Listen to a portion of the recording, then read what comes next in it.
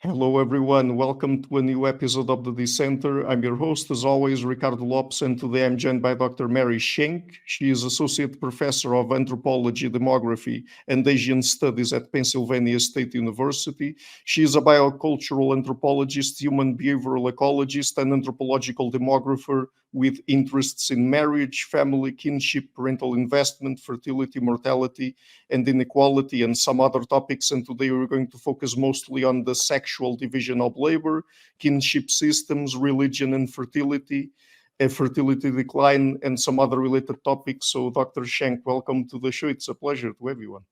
It's a pleasure to be here, Ricardo. So I would like to start by asking you a little bit about the sexual division of labor. So from an evolutionary perspective, how do you approach it? I mean, how do we start here? Where does it stem from? So there's a couple of different types of arguments for sexual division of labor, and this is an area of interest of mine, but it's not my central area of interest. But I would say there's one argument for the sexual division of labor comes from literature focusing on the different kinds of constraints that men and women have with respect to children. So, because women have to go through gestation and lactation, they're often directly responsible for young children. And especially in the human past, they could have had multiple young children at one time um, to take care of. And because of that, there's often been an argument that this restricts women from doing tasks that involve spending a long time away from their kids, or where places where you can't take your kids with you, right? And so that's one kind of argument, whereas men don't have those same restrictions biologically. So this is one underpinning for the sexual division of labor. The other underpinning really comes from economic theories of complementarity, in which you see um, any kind of that any group of people, whether they're men or women or anything else, could have some people who specialize in one thing and other people who specialize in another thing. And by cooperating and sharing, they're actually better off than if everyone is trying to do the same thing, because you can get more efficient at doing particular tasks by specializing or practicing those tasks for long periods of time. And so the arguments about the sexual division of labor in human history usually involve one or both of these things. Usually that there's some kind of complementarity where some people should specialize in one thing and other people should specialize in other things. And that because of these underlying biological obligations that women have as mammals for Yeah. gestation and lactation, you end up in a situation where women are often specializing in tasks that have less conflict with childcare than um, men who often specialize in tasks that have more conflict with childcare. That's frequently true in human societies, but we can all see with childcare um, inputs from other group members, etc., you actually can have a lot of variation across cultures in the sexual division of labor. Yeah. Mhm. And I mean, in terms of the specific tasks that we see cross-culturally being the most commonly performed by men and women, and that point to a sexual division of labor, could you give us perhaps some examples to illustrate what you just said there? Sure, sure. So, in many foraging societies, at least the traditional view was that men were often specialized in hunting and women were often specialized in um, gathering plant materials. And you see that on average across most foraging cultures that we have data on, this is true. But you also see that women are also hunting in many of them, especially hunting small game, and that men are often doing gathering as well as hunting. So it's more of an average difference than a very strict difference, because as I'm sure you're aware, given what you do, um, there's a huge amount of variation across human societies based on local ecologies. So in foragers, we would have thought of hunting and gathering, but again, more as an average difference than on a sliding scale, because of course, women are sometimes hunting and men are sometimes gathering also. In horticulture and agriculture, how much labor women versus men do tends to be about the kind of labor rather than specialization. So if we're thinking about horticulture, in many horticultural societies, men might focus on clearing the land and like taking down the trees and moving large stones, and women might be spending more time gardening, but men are also gardening too. Um, and in agriculture, there's a lot of cross-cultural patterns that suggest that it kind of really depends on the type of labor. So I work in South Asia, so in the Indian subcontinent, and one of the really well-known historical relationships there is between wheat agriculture and rice agriculture. And wheat agriculture has often been focused on plows as one of the major things and planting, and a lot of the more of the field work was done by men than women. The women were also involved in the harvest in other times. Whereas rice agriculture historically, because it's so intensive in terms of the planting, you have to hand plant all of these tiny plants, and then you have to replant them, etc. A lot of it has to be done by hand. You saw a lot more agricultural labor by women in those parts of South Asia, with the argument that, in fact, some of the social systems in those regions were affected by this difference in the kind of agricultural labor that was needed. Mhm. So I think that what you mentioned there are primarily economic and ecological factors. Are there also social influences that operate on the sexual division of labor? Absolutely, there are social influences. Again, my background is in behavioral ecology, so I tend to start with what are the ecological variations? So what's Yeah. going on with the environment and what kind of subsistence practice are you engaged in? And then thinking more about the economic system that's built on top of that. And then I tend to think about the social system as being built on top of that. So Mhm. one of the pieces of research that one of my PhD students, Dr. Catherine Starkweather, who's now at the University of Illinois Chicago, has done. She was working in one of the field sites where I've worked for a long time in rural Bangladesh, and she's worked with a group of people who are live on boats, and they have different kinds of work that they're doing, but a lot of times they're fishing. Most of the men are fishing, and a lot of times women are fishing with their husbands, but sometimes the women are trading instead, which is a somewhat unusual thing cross-cultural. There's examples in West Africa, there's examples in Southeast Asia where women are frequently involved in trade, though Yeah. in other parts of the world, it's often the opposite. Um, and in that particular area, there's this interesting cultural convention in which these Shodogor women can actually go and trade with local women outside of their group, because there's a social taboo on men going into the homes of other women and trading with other women. And so these women, because of this social convention, they have a kind of a socio-ecological niche in which they're able to trade with other women that presents an economic opportunity for them that is uncommon in that culture, but it's also uncommon cross-culturally. And so many women then will go and trade in the dry season, and they're spending all their time away from home, and their husbands and relatives are watching their children. But usually, when they have very young children, they don't go to trade because you can't drag an infant with you for 12 hours a day, walking with large packs on your head and taking buses and doing all this stuff. Um, yeah, So, but also, if I understand it correctly, it's not just the kinds of activities that men or women tend to participate in, but there's also across different societies more or higher or lower degrees of overlap between men and women when it comes to the activities they participate in. Is that correct? absolutely. So, I mean, I was giving the example earlier of hunting and gathering. And so, where you often see, on average, men are doing more hunting and women are on average are doing more gathering, but that's not Mhm. true in all cases. There's a lot of overlap. So you're right. One of the big differences across cultures is how much of a sexual division of labor you see. So one of the things that's really interesting in modern wage labor economy, so sort of in the modern global market economies where you have a lot of education-based jobs, that you see less division of labor for certain kinds of jobs than you used to do in the past.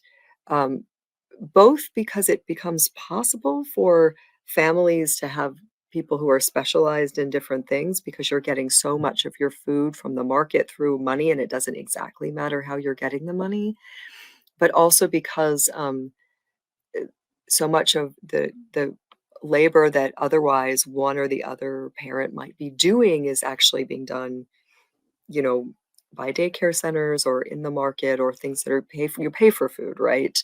Mhm. And sometimes you can pay people to cook your food too. And so there's a lot of you see a lot of difference, and so you see a lot more potential for reductions in sexual divisions of labor in Yeah. market economies than you have in other kinds of contexts.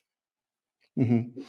So I would like to ask you now about some of your work on kinship systems. So first of all, tell us generally what are kinship systems and what kinds of questions do you tend to be more interested in when it comes to them? So kinship systems are a fairly, I mean, all animals have potentially kinship systems in the sense that they live in if they live in groups at all, they are likely to live in groups with more or less kin, and the kin is more related to females versus males in a group. So Mhm. in most primate societies, it's more common that you see that females will stay in a group together and males will move between groups. Chimpanzees, for example, are quite interestingly different in the fact that the males stay in groups together and do some social cooperation, and then females will move to new groups. And humans are particularly interesting kinship wise because we have what Bernard Chappé and others have identified is we have both a descent system, like we know over time, you know, who you're related to, like, you Mhm. know, your mothers or your fathers and their family, and you often, not always, living with one side or the other. Um, but then we also have systems of affiliation through marriage. And because of that, we often create new relatives through marriage and new kinship ties through marriage. And so we have both a kind of a descent systems and Yeah. also what various people have referred to as alliance systems through marriage. And a lot of people have argued that, particularly Robin Fox and Bernard Chappé, that you know, other primates tend to have one or the other more or less, and we have both, and we have very elaborated versions of both descent and alliance. And so kinship systems, there's a whole bunch of different factors. A lot of them are about who do you say you're biologically related equally to your mother and father, right? And your mother's and father's kin. But for the purposes of cooperation in different ecological circumstances, humans have different systems where you have lineage systems that are either often patrilineal, where descent is reckoned through the male line, and you're Yeah. cooperating with relatives who are reckoned through the male line, or matrilineal systems in which you're cooperating with relatives reckoned through the female line instead. There's a lot of patterns about how this varies cross-culturally. There's a lot of flexibility in hunter-gatherers. In horticulturalists, we see a lot of patrilineal and matrilineal systems.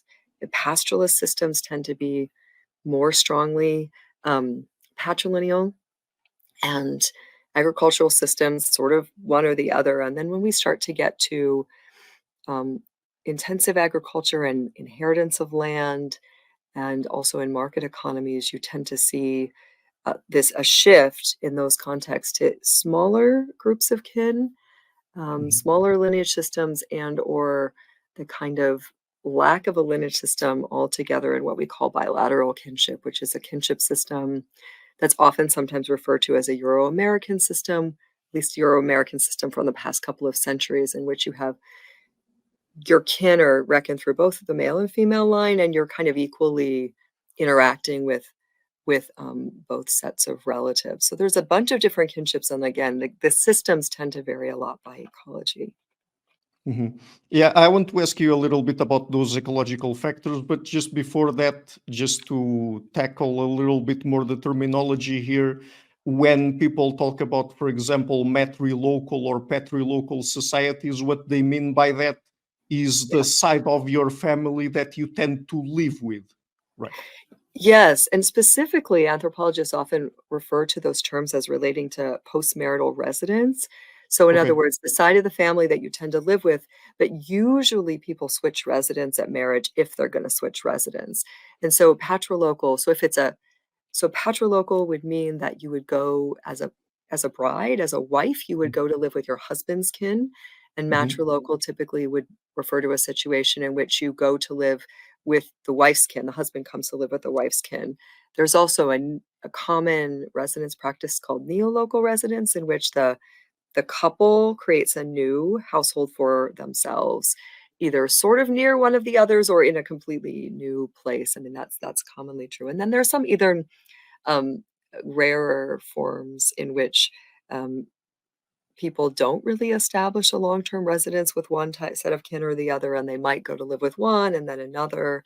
So, for example, multi-locality in many foraging groups, you might live with one group for a while, but then you often may be moving over time with other groups, and then there's some places where you can choose where you're moving. But um, a lot of people would make a distinction between systems of descent, where we're reckoning either through the male line or the female line or both. So that would be patrilineal, matrilineal, or Mm-hmm. bilateral, or and then residence, which is usually like where we're moving typically after marriage or as adults. Okay. And frequently they're correlated with each other, but they're not always. So sometimes you actually have unique situations in which you have descent is, patrilineal, but lots of people are living matrilocally, but those are unusual, but you do see that kind of thing.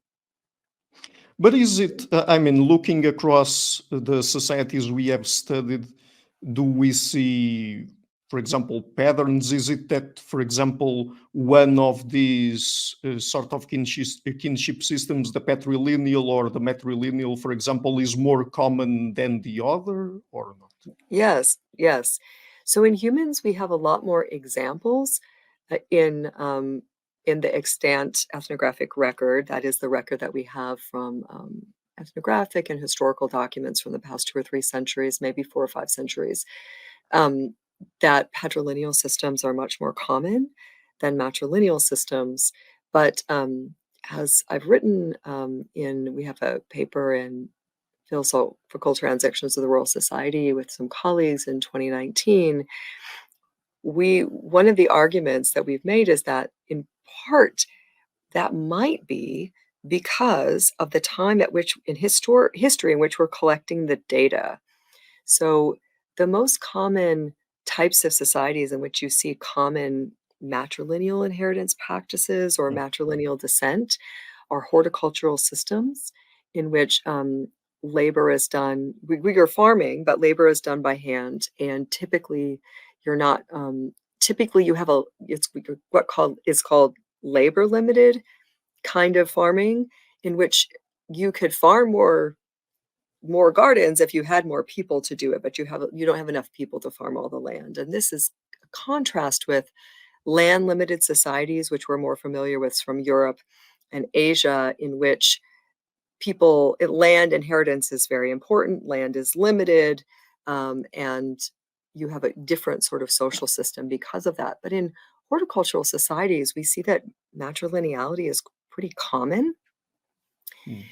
And what you find historically is that a lot of times the ethnographic data we have are from a time in history when a lot of the communities might have been practicing horticulture or might have been matrilineal, but then a lot of them were being either forcibly transitioned away from that by colonial governments Mhm. or transitioning because they were becoming part of a global market economy which had different sort of socio-ecological conditions, and so they were changing to a more bilateral or more patrilineal system. And so we were actually examining in this paper um, what we saw in terms of transitions to and from matrilineal, and what we found was that you did see some legitimate examples of transitions to and from matrilineal, but that again, the whole pattern that we saw with matrilineal being less common really seemed like it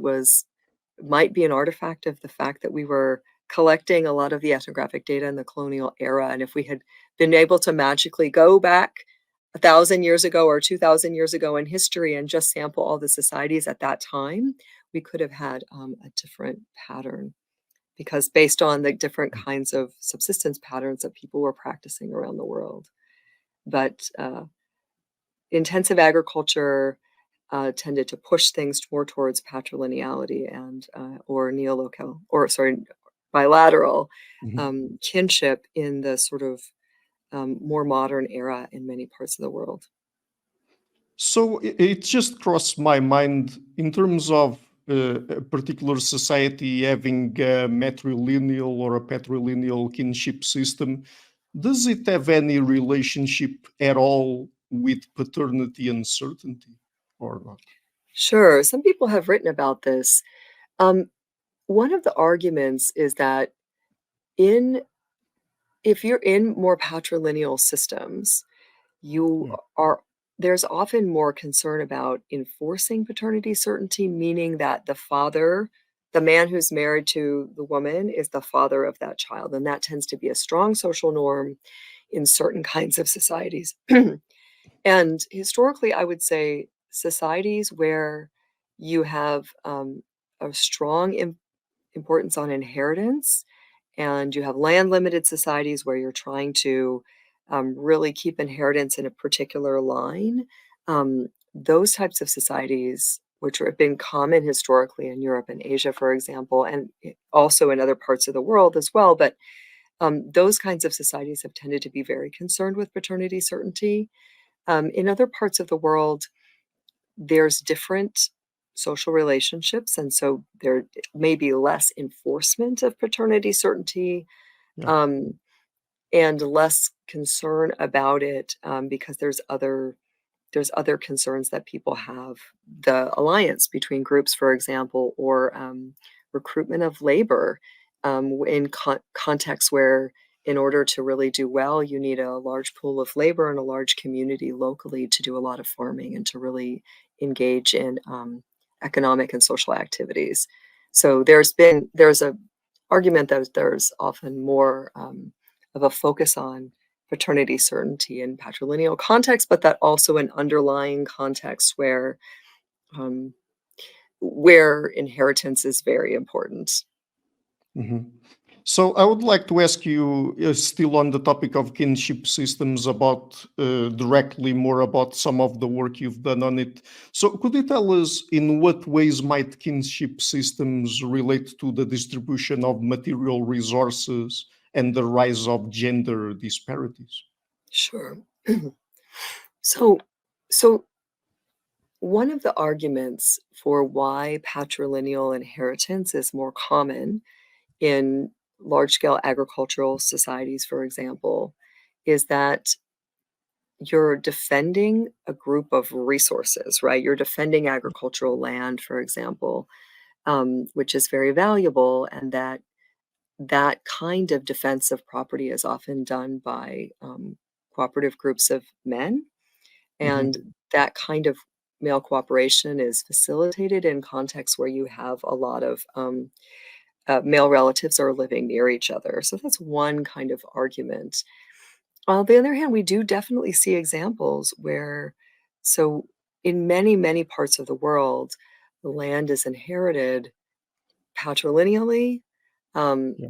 and defended by groups of men. Although we do see counterexamples, particularly in Southeast Asia, where land is often or sometimes inherited matrilineally as well. And in those contexts, um, basically, there might be other social norms about how you have inheritance or defense of property. Mhm. Um, in There tends to also be a norm, again, on average, in patrilineal societies that property is going through the male line, and there might be a concentration of inheritance in Mhm. sons instead of daughters. So, for example, that land might pass to sons traditionally rather than passing to daughters, whereas in matrilineal systems, it might be more likely to pass to daughters. But in many matrilineal systems, land actually also passes to sons, but just through the mother's line rather than the father's line. Okay. So I would say patrilineal systems, there's more of a focus on inheritance to sons, and matrilineal systems, that can be inheritance to sons or daughters. You can also have lots of contexts in which some inheritance, these are something called dual descent systems, in which inheritance or is coming to children through um, through the male line. Some things are coming to children, and it's coming through the female line. Some other things are inherited through or Yeah. descend through the female line. That's less common, but it does happen. But you do also have women's wealth that can be passed from mothers to daughters, even in very patrilineal contexts. So you see a lot of this in sort of pre-modern Britain, for example, or other parts of South Asia, for example, where a woman would bring property into a marriage, and then that property would not go to her sons, but instead go to her daughters to pay for their dowries in some cases. So there's a lot of different examples. I'm not sure if you have another more specific question in mind. Yeah, I was going to ask you, is it possible to make any or to generalize in a sense that is it possible for us to say whether one particular kind of kinship system tends to lead to more gender disparities than the other? So there's a lot of arguments that patrilineal systems on average are less gender egalitarian than matrilineal systems. Mhm. Um, there's not, this is mostly, most of the evidence for this is based on ethnographic observations and descriptions. Um, Less of it's been based on basically research, right? Direct Yeah. tests of that. But some colleagues of mine and I were able to test this using data from a field site, a couple of field sites in Southwest China with an ethnic group called the Moso. This is work mainly led by my colleague Siobhan Madison. Um, she also more recently is publishing under Siobhan Cully. And in those cases, basically, that's an ethnic group in which there are both a matrilineal and a patrilineal subcommunities of the same ethnic group. So they have the same language, same general customs, but groups that are living in the mountains live in more patrilineal, patrilocal settings, and groups that live in the valley and near this in this Lugu Lake. It's a large, um, Yeah. beautiful lake in China that's well known recently as a tourist area. um, the people who live in the valleys have these matrilineal compounds, and where adult brothers will actually frequently stay with their adult sisters throughout their lifetimes, and they often have children with women, but then the children and the mothers will stay in separately so that the parents are not always moving in with each other. This is changing, but traditionally adult brothers and sisters stayed living with each other in the matrilineal Moso case. And in the patrilineal Moso case, you had patrilocal residents where daughters would leave and join their husbands at marriage. So in this particular context, we were looking at health outcomes. And what we Mhm. found was that really um, men and women were both in pretty good equal health in the matrilineal context, but women tended to have worse health than men in the patrilineal context, which is in line with some of the arguments that have been made, again, largely qualitatively, that patrilineal systems, in at least in some circumstances, may not benefit women's health as much, or women might face more marginalization or health risks or other risks because of in those systems. Again, that's a generalization. There's a lot of variation within patrilineal systems in terms of how much gender equality or inequality there is. Some systems are much more equal than others, but on average, most people have found or suggested that matrilineal systems have more gender equality, and or sometimes bilateral systems also have more gender equality than do very strictly patrilineal systems. So, just before we change topics, since you are usually interested in the ecological factors, when it comes to the distribution of material resources and inheritance, for example, are there any particular ecological factors that explain why in a particular society it might be the boys who are or the men who are benefited more than the women or vice versa in terms of inheritance and distribution of resources? Yeah.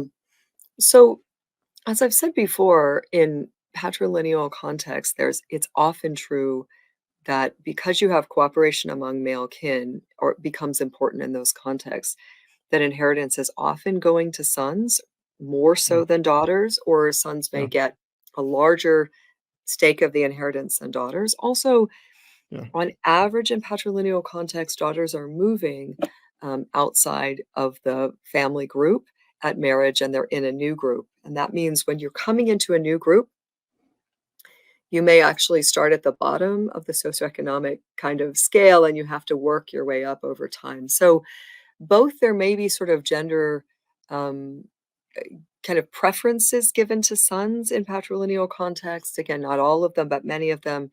And also, daughters might be in a situation where because they're moving out of the family and into another family, they might get less investment at home and or they might be in a less good position in their husband's house. And so those are the patterns that I think most people would argue underlie um, patterns of poorer health or lower levels of inheritance for women in patrilineal contexts. Whereas in yeah. matrilineal contexts, daughters are more likely to inherit larger portions of wealth, even if they don't inherit all of it. And they often are spending more of their life, if they're matrilocal, they're spending more of their life with their maternal kin. And those are often contexts in which they might face less discrimination, or they might be sort of in a better social position, and therefore, again, might have better health outcomes because of that. And that's certainly the argument, generally speaking, the argument that we were making in that paper. But I would also say that um, there's a certain amount of yeah, there's a lot of variation in these kinds of contexts. So you can say, again, on average, you might see more gender inequality in patrilineal than matrilineal systems, but we're still going to see variation across those kinds of societies. Yeah. Right. So I would like to ask you a little bit about religion and fertility now. I've already talked on the show with many cognitive scientists of religion, anthropologists of religion, and other scientists of religion more generally. And one of the things that is frequently brought up is how religion seems to bring fitness benefits to its practitioners. So, first of all, do you agree with that? And if so, in what ways does religion relate to fertility? I mean, how is the link established there? Sure. Yeah. So I want to get into now some of the work I've been doing recently with some colleagues. The main Yeah, lead investigator on this project is John Shaver, who was at the University of Otago in New Zealand. He's now at Baylor University. We're also collaborating with Richard Sosis from the University of Connecticut and Rebecca Sear, who's currently at Brunel University in London. Um, and so, as you said, one of the big arguments from an evolutionary perspective is that religion brings a lot of cooperative benefits to its practitioners, and those cooperative benefits could benefit people economically, but they could also benefit mental health and levels of stress, and they can also benefit you in a variety of ways. So we have made the argument, this is following on some early work from John Shaver, um, kind of propose something called the religious alloparenting hypothesis, which essentially says, okay, we know, or most people would argue that religion promotes cooperation. We also know that humans, one of our main sort of mechanisms related with fertility in humans that's fairly unique, at least among related groups of primates, is alloparenting. We get lots and lots of alloparenting in most societies that we rely on lots of kin, especially grandmothers, but also fathers, husbands, and older siblings. to help us with childcare. And so the argument is, if religion is promoting cooperation among a social group, and cooperation is promoting alloparenting, so we are getting more alloparenting, or higher quality care, more support of some kind, that this could be the mechanism, or at least a key mechanism, behind a known relationship between religion and fertility. That is, more religious people or more religious groups have traditionally, in many, many contexts, have more children than less religious groups. And so we've been testing this idea in some existing data sets. And there's 2 or 3 papers published on that. And then we've also been testing this idea in a variety of new data sets that we have just collected in my field sites in India and Bangladesh, so Matla, Bangladesh, and Birbhum, India, and then sites in Malawi and in the Gambia. And then we also have a research site in Pittsburgh, where we're kind of putting together some research where we're connecting, okay, religiosity linked to cooperation, religiosity being linked to alloparenting, and then religiosity and or alloparenting being linked to either fertility, so having more kids, or those kids having better outcomes, better health, for example. So that's the work we're working on right now. And I think so far the evidence suggests that this is probably true. But the details of it, I think, are still being worked out. But when it comes to the potential fitness benefits, apart from your suggestion having to do with alloparenting, are there other ways, mechanisms by which religion promotes fertility? Sure. So there's a literature on this that's quite. So I think, again, the thing I'm especially interested in as an evolutionary Yeah. scientist is the alloparenting mechanism, but there's 2 or Mhm. 3 Yeah. other arguments there in the literature about the relationship between religion and fertility. And one of the arguments is that it's somehow something about the content of the religion itself. So the messages of the religion. A lot of world religions are pretty pronatalist, meaning that they tell people that they should have kids. This is certainly true in Christianity and in Islam.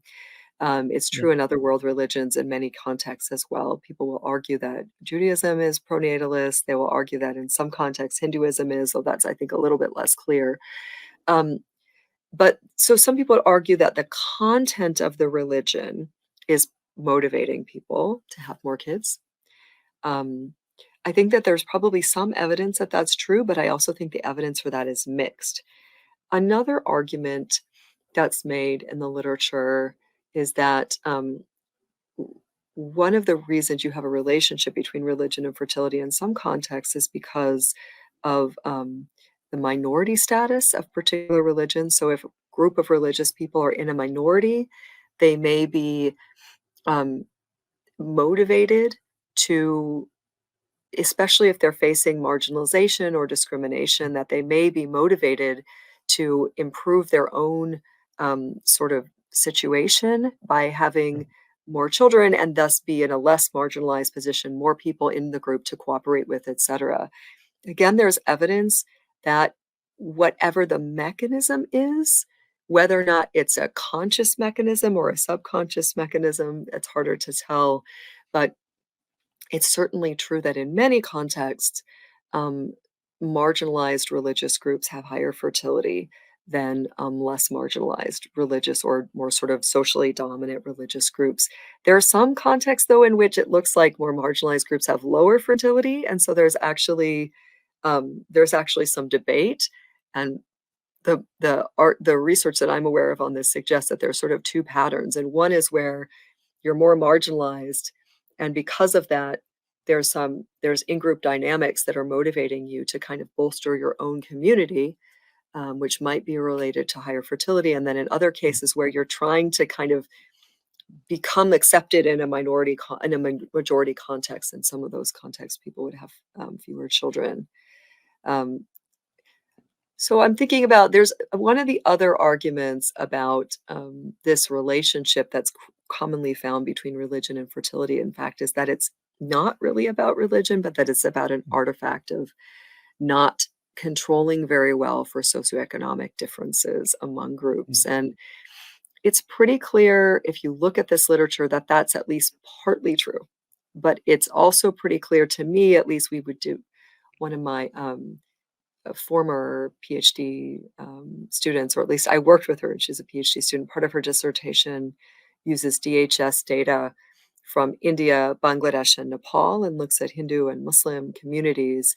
And what we seem to find that so using a mechanism called propensity score matching, in which you match people across religious groups in terms of their socioeconomic characteristics to create a sample that allows you to try to get rid of socioeconomic variation as one of the main drivers. And what we find is that reduces the religious variation, the religious comparison across groups in terms of fertility, but it doesn't fully get rid of it, which could either mean that you're not that the mechanism isn't that the method isn't totally getting rid of economic differences, or it could mean that there's also other things going on. And so our argument in that paper, which again is published in a dissertation, but we're working on getting ready to submit that soon, um, is that, I think there's that these sort of uncontrolled economic differences is part of what's going on, but that these other kinds of things, whether it's religious alloparenting or the actual message of the religion and or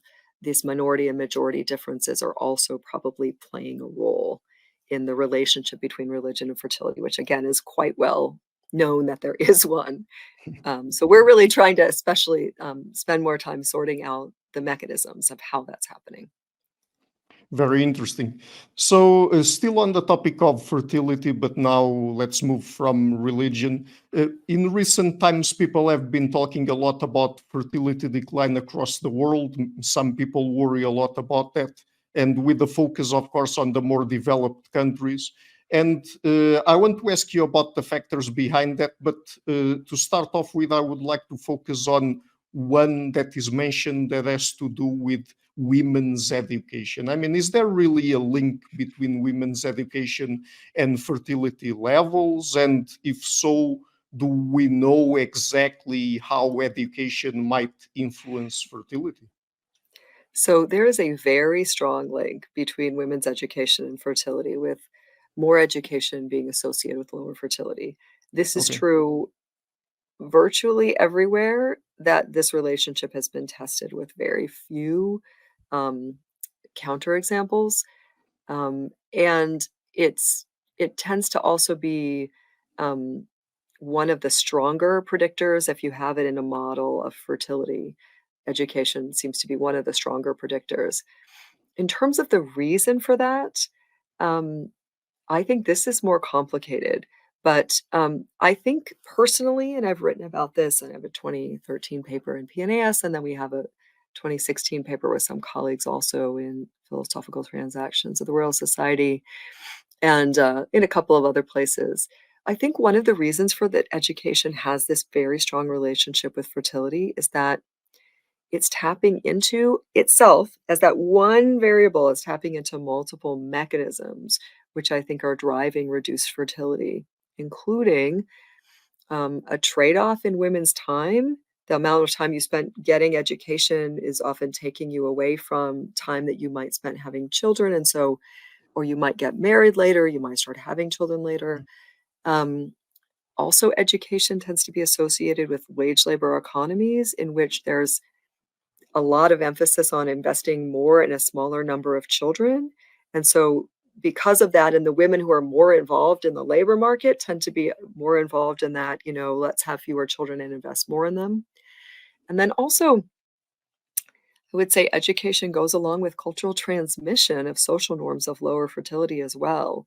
And so, for all of these reasons, there's actually even more you could say about fertility. It's really um, a very good indicator of a whole bunch of different things, different patterns that are associated with lower fertility. But women's education is, and I think that's why it's such a strong predictor globally, because it's tapping into multiple mechanisms by which fertility is going down. I was wondering, do levels of education, of course, in this case, we're focusing on women, but perhaps what I'm about to say would also apply to men, but do levels of education also have something to do with perhaps people investing more or being more open to family planning and to the use of contraceptives? Sure, that's actually another thing I was saying. There's even more going on with education, and that's one of the things. People might be more open to the use of contraception or more knowledgeable about how to Yeah. use it more appropriately. They also might have better information about child health and be in a better position to kind of keep their children healthy. And again, if you're having a lot of children are dying, that's one motivation people have for having more children. Whereas if your children are living and you feel like you can get good health care for them, you're more Yeah. usually interested in having fewer children. But that's absolutely true. I will say, though, about contraception, that it's, I think this is actually much more complicated than a lot of people think it is, in the sense that um, I would say the argument is stronger that people adopt contraception, or in the case of historical Europe, invent contraception when they want to reduce fertility. Mm. And there's lots of examples where contraception is introduced in high fertility societies and people are not interested, or they use it to space children out and reduce child mortality. And so it's actually not associated with reduced fertility.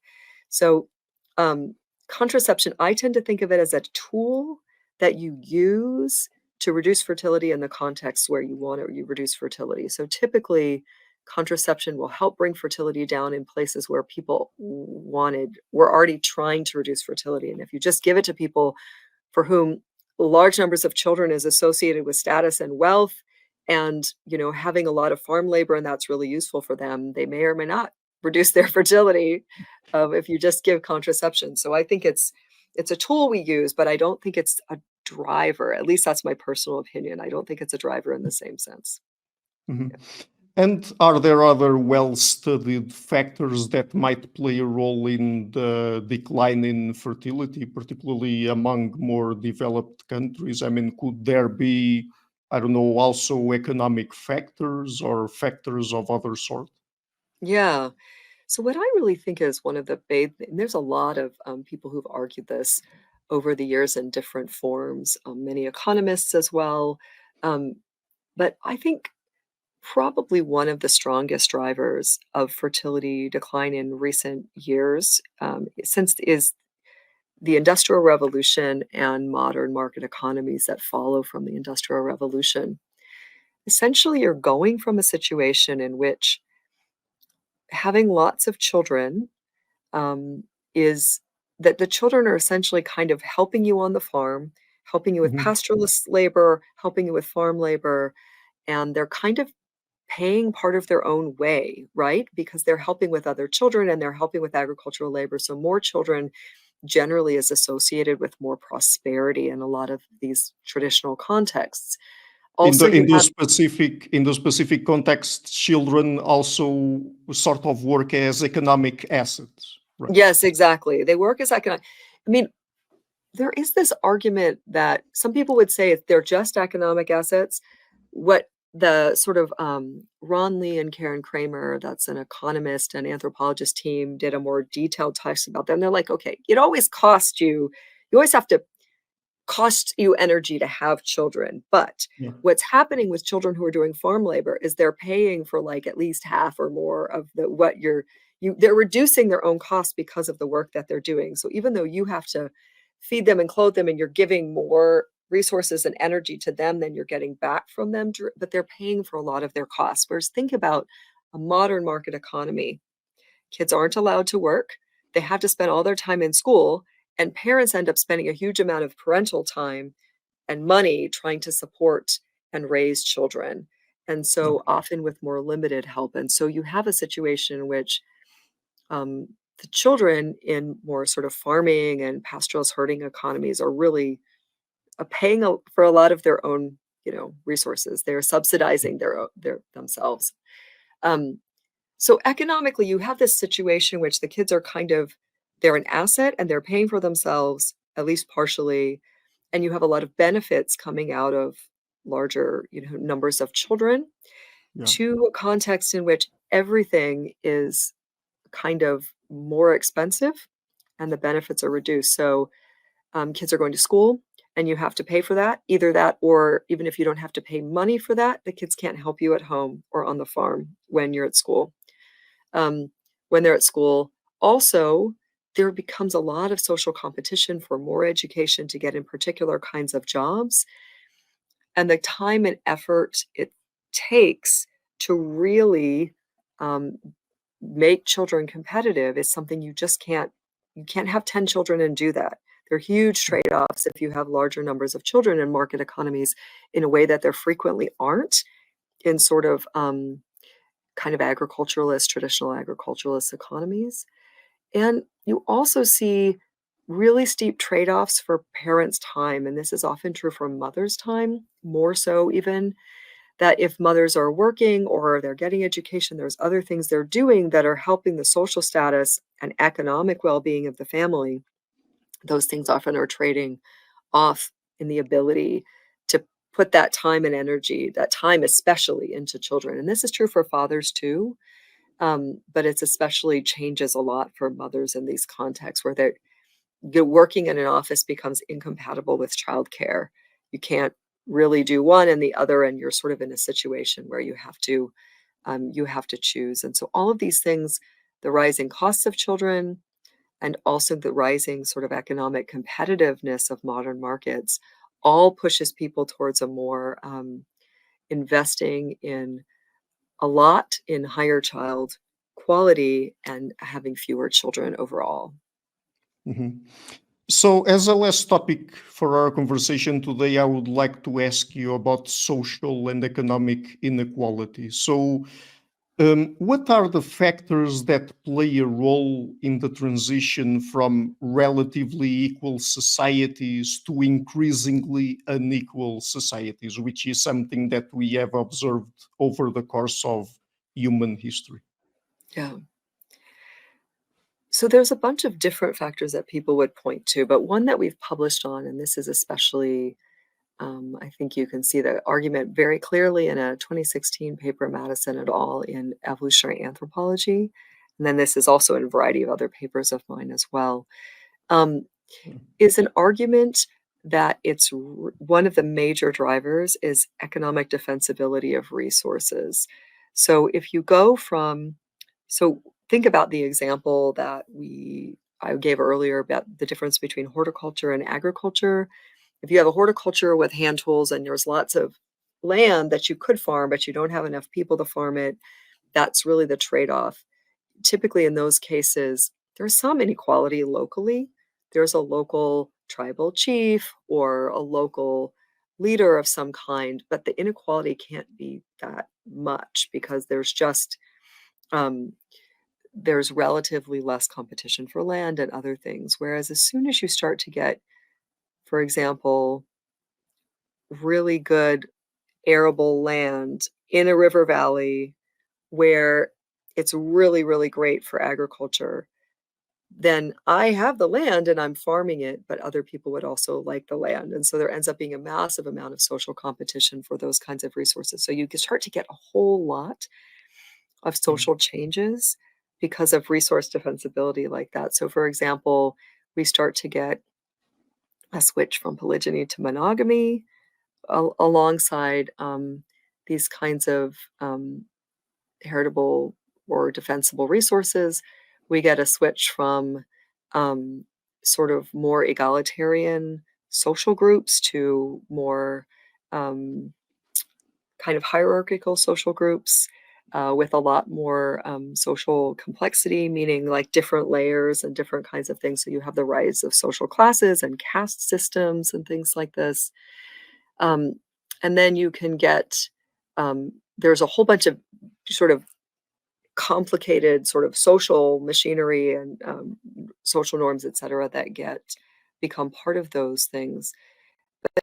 I would Most of the argument is that what this really seems to go back to is economic defensibility, either of land, or you also see economically defensible societies with increasing hierarchy even among people who are not doing much farming. So, example, it would be the Pacific Northwest coast of North America, historically is well known for this, where the economic differences were really based on who had access to these very rich salmon runs, right? These salmon rivers, where you would have huge, huge numbers of salmon coming to spawn in the rivers. You could get lots and lots of resources from sitting on those rivers, and therefore you develop property rights, right?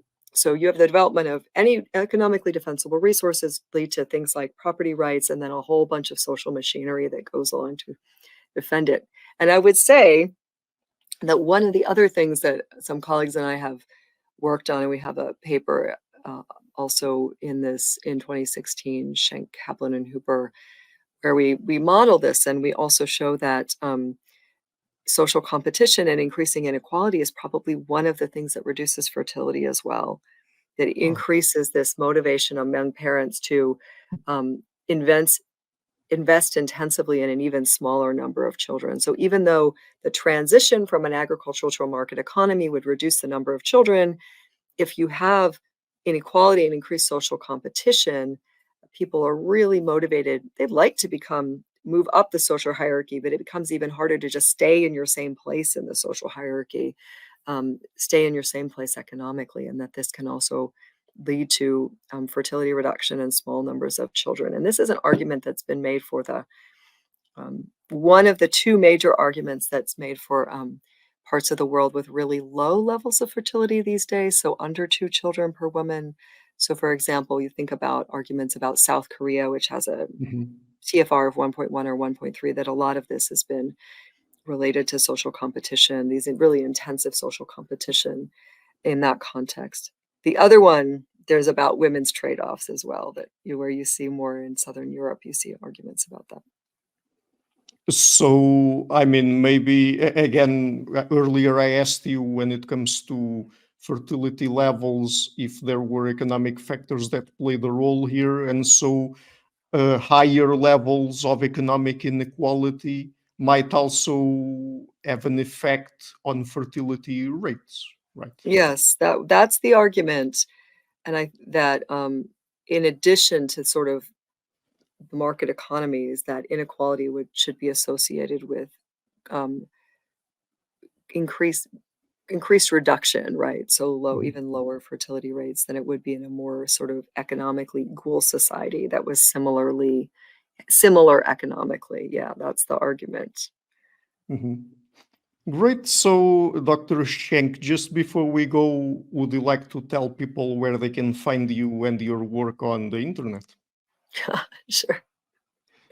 I think you can go to my website at Penn State University, and I think the other good place to see my work and potentially download some of it would be on ResearchGate, which is a place where I put things. I am not a big social media person in other ways, but I think ResearchGate and my website are great places to get um, access to papers. You can also email me if you don't find something, but most of it's up there. Great. So, I'm leaving links to that in the description of the interview. And thank you so much again for taking the time to come on the show. It's been a very fascinating conversation. Thanks. Yeah, this was really fun. Thanks very much for having me. Hi guys, thank you for watching this interview until the end. If you liked it, please share it, leave a like and hit the subscription button. This show is brought to you by Enlights, Learning and Development Done Differently. Check their website at enlights.com, and also please consider supporting the show on Patreon or PayPal.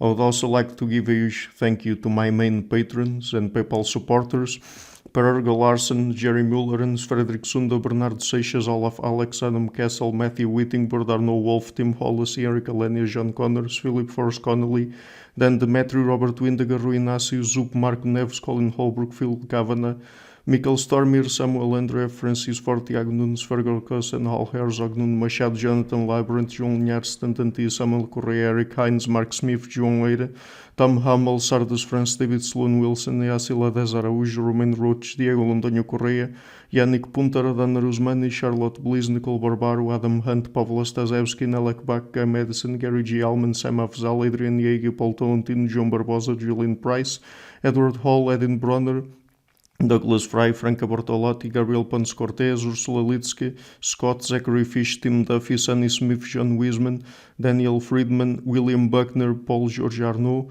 Luke Loaki, Georgios Theophanes, Chris Williamson, Peter Wolozin, David Williams, Diogo Costa, Anton Erickson, Charles Murray, Alex Shaw, Maury Martinez, Coralie Chevalier, Bangalore Atheists, Larry Dealey Jr., Old Erringbone, Sterry, Michael Bailey, Dan Sperber, Robert Grassi, Zigoren, Jeff McMahon, Jake Zool, Barnabas Radix, Mark Campbell, Thomas Dovner, Luke Nissen, Chris Story, Kimberly Johnson, Benjamin Galbert, Jessica Nowicki, Linda Brandon, Nicholas Carlson, Ismael Benzliman, George Coriatis, Valentin Steinman, Per Crowley, Kate Van Goller, Alexander Hubbard, Liam Dunaway, BR, Masood Ali Mohammadi, Perpendicular, Jonas Hertner, Ursula Goodenough, Gregory Hastings, David Pinsoff, Sean Nelson, Mike Lavigne, and Jos Necht.